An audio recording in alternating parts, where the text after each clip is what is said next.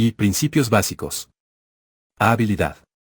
Las enseñanzas del Buda, como los principios que describen, están interrelacionadas de maneras complejas. Es difícil señalar una enseñanza que subyace a todo lo demás, ya que todas las enseñanzas son mutuamente dependientes. Sin embargo, hay varios puntos de entrada posibles en su patrón, y uno de esos puntos es la observación del Buda de que es posible dominar una habilidad. A diferencia de muchos de sus contemporáneos, y muchos pensadores antes y después, el Buda no intentó razonar desde principios abstractos hacia la experiencia directa. Como señalamos en la introducción, los contemporáneos del Buda estaban influenciados por la ciencia principal de su tiempo, la astronomía, en la forma en que veían la experiencia, y es fácil ver los prejuicios derivados de la astronomía en acción en su pensamiento, que el universo está compuesto de cuerpos discretos que actúan en línea con causas regulares y lineales, y que el conocimiento humano de estos procesos no tiene impacto, las leyes operaban en el nivel humano observable. Todo, decían los Lokayatans, era totalmente espontáneo, aleatorio y caótico. No se observaban almas personales, y por lo tanto, la identidad humana estaba compuesta solo por la conjunción temporal de elementos que formaban el cuerpo, terminando cuando esos elementos se separaban en la muerte.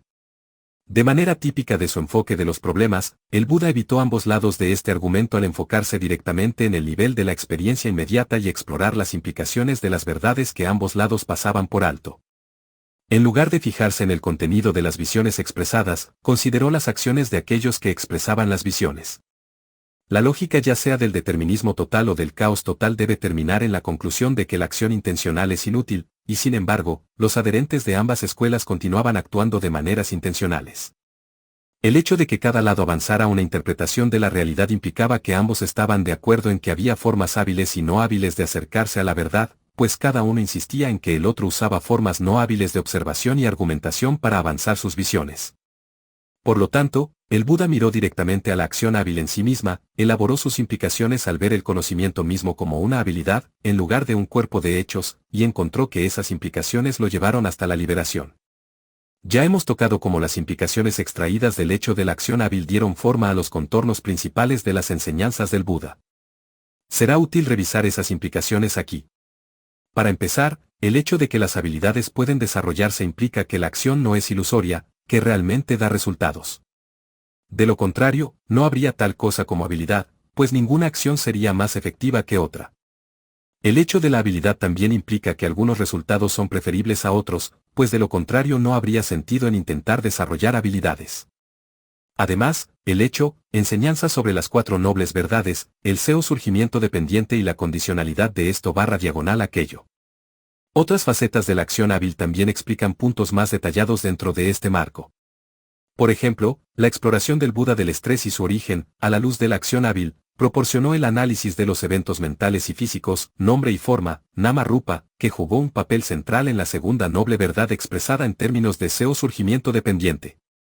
La primera lección de la habilidad es que la esencia de una acción reside en la intención que la motiva. Un acto motivado por la intención de mayor habilidad dará resultados diferentes a los de un acto motivado por la codicia, la aversión o la ilusión. La intención, a su vez, está influenciada por la adecuación o inadecuación del acto de atención a las circunstancias de uno. Cuanto menos esté nublado un acto de atención por la ilusión, más claramente verá las cosas en términos apropiados. La combinación de atención e intención determina a su vez la calidad del sentimiento y los eventos físicos que resultan del acto. Cuanto más hábil sea la acción, más refinados serán los sentimientos y los eventos físicos que resulten. Las percepciones surgen con respecto a esos resultados, algunas más apropiadas que otras. El acto de atención selecciona en cuáles enfocarse, alimentando así otro ciclo de acción, con todas sus inestabilidades e incertidumbres inherentes. Subyaciendo a todo el ciclo está el hecho de que todos sus factores están en contacto con la conciencia. Esta constelación de factores pasó a formar la conexión causal central en una de las formulaciones más básicas del Buda del seo surgimiento dependiente, en la que la dependencia mutua de nombre, atención, intención, sentimiento, percepción y contacto, y forma, eventos físicos, por un lado, y la conciencia por el otro, explicaba el surgimiento de todo el estrés. La interacción de nombre, forma, explican directamente los factores principales en las alas, las cualidades de ecuanimidad, concentración y discernimiento que son necesarias para desarrollar la habilidad, e indirectamente para todas las otras cualidades en las que éstas dependen. Como se expresa en el patrón no lineal de la condicionalidad de esto barra diagonal aquello, estas implicaciones también explican la forma en que los factores en las alas deben actuar como soportes mutuos en un patrón de retroalimentación mutua. Y, en los términos más generales, el hecho de que la habilidad lleva finalmente a una dimensión donde la habilidad se trasciende, explica una dinámica paradójica común a los 7 conjuntos que forman las alas. El meditador debe usar intencionalmente cualidades de las que desea escapar, ganando familiaridad con ellas en el curso de dominarlas hasta el punto en que se aquieta naturalmente. Allí, los caminos trascendentes y sus frutos toman el control. Este es el sentido en el que incluso el camino de la práctica correcta debe eventualmente ser abandonado, pero solo después de que haya sido llevado a la culminación de su desarrollo. Muchas personas han malentendido este punto, creyendo que las enseñanzas del Buda sobre el no apego requieren que uno renuncie a su apego al camino de la práctica lo más rápido posible. En realidad, hacer un espectáculo de abandonar el camino antes de que esté completamente desarrollado es abortar toda la práctica. Como lo expresó un maestro, una persona que sube a un tejado por medio de una escalera puede soltar la escalera solo cuando esté segura en el tejado. En términos del famoso símil de la balsa, uno abandona la balsa solo después de cruzar la inundación. Si uno la abandonara en medio de la inundación, para hacer un espectáculo de ir espontáneamente con la corriente de las muchas corrientes de la inundación, podría ahogarse. Cuando los factores del camino se llevan mutuamente a un estado de consumación, sin embargo, ocurre un punto de equilibrio llamado no formación, atamayata, en el que su contribución, para dominar el camino hacia la liberación. En el nivel implícito, los pasajes que tratan sobre la meditación están llenos de términos derivados de la teoría musical. En sus días más jóvenes como príncipe, el Bodhisattva, como otros jóvenes aristócratas de su tiempo, sin duda era un conocedor de las artes musicales, y por lo tanto estaba naturalmente familiarizado con la teoría que las respaldaba. Debido a que la terminología de esta teoría es tan omnipresente en las enseñanzas que formuló como Buda, será útil discutirla brevemente aquí. Desafortunadamente, no tenemos un tratado completo sobre la teoría de la interpretación musical tal como se practicaba durante la época del Buda, pero hay suficientes referencias a la música dispersas por los textos para que podamos reconstruir los contornos de esa teoría. El primer paso en la interpretación era afinar el instrumento, estableciendo la nota tónica, literalmente, base, sana, para que estuviera afinada, pareja o sama, luego afinar o ajustar finamente, buscar o penetrar, las notas restantes de la escala en relación con la tónica. Esto requería una gran habilidad, sensibilidad y algo de conocimiento matemático, ya que la escala bien temperada aún no se había desarrollado, y se usaban muchas formas diferentes de calcular la escala, cada una adecuada para una emoción diferente. Luego, el músico tomaba el tema, nimita, de la composición. El tema funcionaba de varias maneras, y por lo tanto la palabra tema tenía varios significados. Por un lado, era el mensaje esencial de la pieza, la imagen o impresión que el intérprete quería dejar en la mente del oyente. Por otro lado, era el principio rector que determinaba qué ornamentación o variaciones serían adecuadas para la pieza. Estos términos musicales reaparecen a lo largo de la discusión del Buda sobre la meditación. Por ejemplo, en un contexto, el Buda dice que uno debe establecer la persistencia al tono correcto, afinar los factores restantes, temperada por una conciencia de los límites de hasta donde puede llegar esa flexibilidad. Un músico hábil en la época del Buda tenía que dominar no una sino muchos sistemas de afinación para manejar una gama completa de temas musicales, mientras que al mismo tiempo sabía que formas de afinación no eran viables. De la misma manera, un meditador hábil debe conocer muchas formas válidas de afinar la mente al tema de su meditación, y debe tener el dominio de todas ellas para manejar diversas contingencias a medida que surgen, pero al mismo tiempo debe estar consciente de que algunas variedades de meditación simplemente no conducen al despertar. En esta luz, los 7 conjuntos de las alas del despertar pueden verse como la lista completa del Buda de sistemas viables para afinar la mente. Hay evidencia que sugiere que 7 es el número de sistemas de afinación musical, Gramaraga, reconocidos en la época del Buda.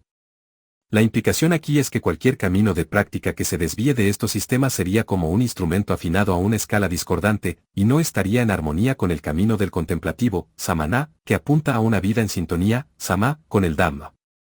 Un segundo punto es que la analogía musical hace vívida la necesidad de equilibrio en la práctica meditativa, una lección que aparece repetidamente en los textos. Así como un instrumento musical no debe estar ni demasiado agudo ni demasiado grave, la mente en el camino debe encontrar un equilibrio entre la energía excesiva y la quietud excesiva. Al mismo tiempo, debe estar constantemente atenta a la tendencia de su energía a disminuir de la misma manera que los instrumentos de cuerda tienden a desafinarse. La corrección de la visión correcta y otros factores del camino lleva así la connotación no solo de ser correctos, sino también de ser justo lo correcto.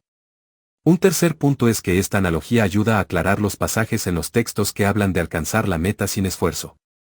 Sacados de contexto, estos pasajes parecen contradecir o negar totalmente, señaló, los procesos de causalidad son sensibles y complejos. Por lo tanto, no basta con las intenciones bien intencionadas. Uno debe monitorear continuamente las acciones de uno para asegurarse de que sean, de hecho, apropiadas para la situación presente y no basadas en la ignorancia.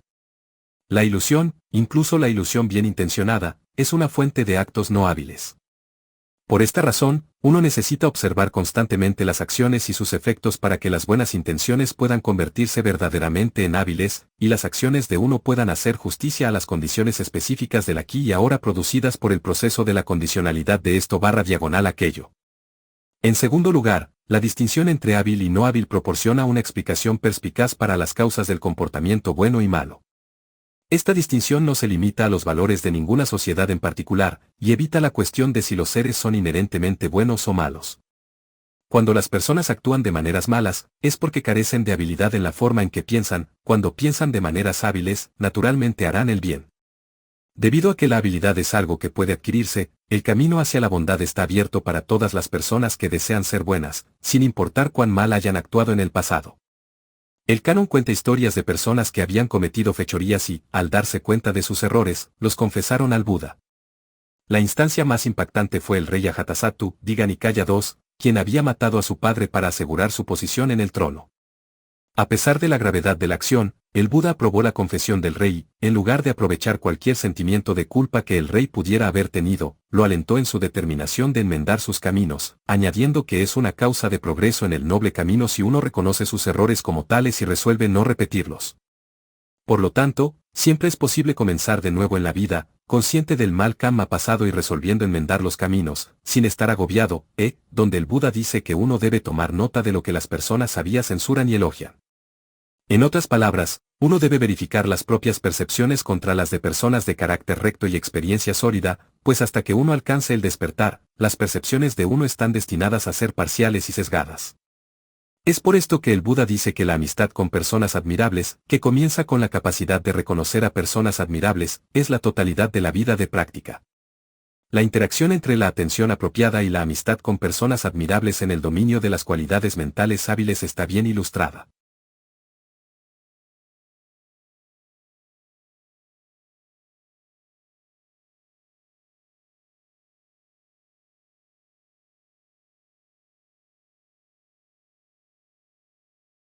Ve Kamma y el fin del Kamma.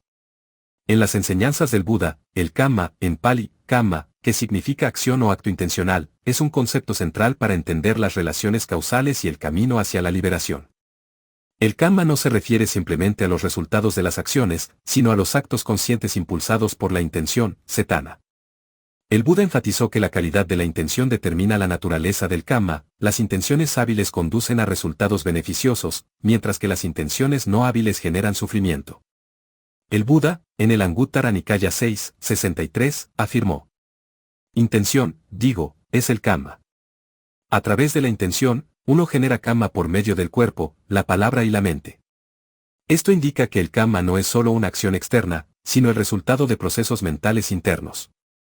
Por lo tanto, el objetivo del practicante es purificar la mente cultivando intenciones hábiles y, en última instancia, poner fin al ciclo del Kamma.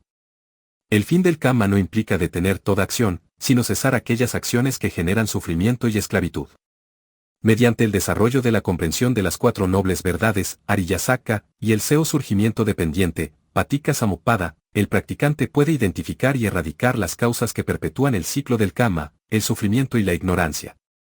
La enseñanza del Buda sobre el Kamma también subraya su naturaleza no determinista. Aunque las acciones pasadas influyen en las experiencias presentes, las intenciones presentes pueden moldear el futuro. Esto abre la posibilidad de la liberación, ya que el practicante puede, a través de la atención plena, sati, la concentración, samadhi, y el discernimiento, panna, redirigir el curso del Kamma hacia el cese del sufrimiento. Un aspecto crucial del fin del Kamma es la eliminación de los efluentes mentales, asava, que son las fuerzas que atan la mente al ciclo de renacimiento. Estos efluentes, codicia, Aversión e ignorancia se disuelven cuando la mente alcanza la visión correcta, samadhi, y la concentración correcta, samma samadhi, permitiendo el acceso a lo no fabricado, asankata, también conocido como nirvana. El proceso para alcanzar el fin del Kama implica el cultivo de las cualidades enumeradas en las salas del despertar, Bodhipakkhiya Dhamma. Estas cualidades, como las 4 bases de la atención, Satipatthana, los 4 esfuerzos correctos, Sammapadana, y el noble octuple sendero, Ariyatanjika Magga, son herramientas para entrenar la mente en la habilidad de abandonar las intenciones no hábiles y fomentar las hábiles. El Buda comparó este proceso con el de un artesano que refina su trabajo, así como un orfebre elimina las impurezas del oro, el practicante elimina las impurezas de la mente. Este refinamiento no ocurre de manera pasiva, sino a través de un esfuerzo activo y consciente, guiado por la atención plena y el discernimiento. Un pasaje clave que ilustra el fin del Kama es el siguiente. Cuando la mente está libre de efluentes, no hay más acciones para realizar, ni para este mundo ni para el próximo. Samyutta Nikaya 35, 145. Esto señala que el despertar, Bodhi, no es solo la culminación del Kama hábil, sino la trascendencia de todo Kama, donde la mente ya no genera acciones que perpetúen el ciclo del sufrimiento.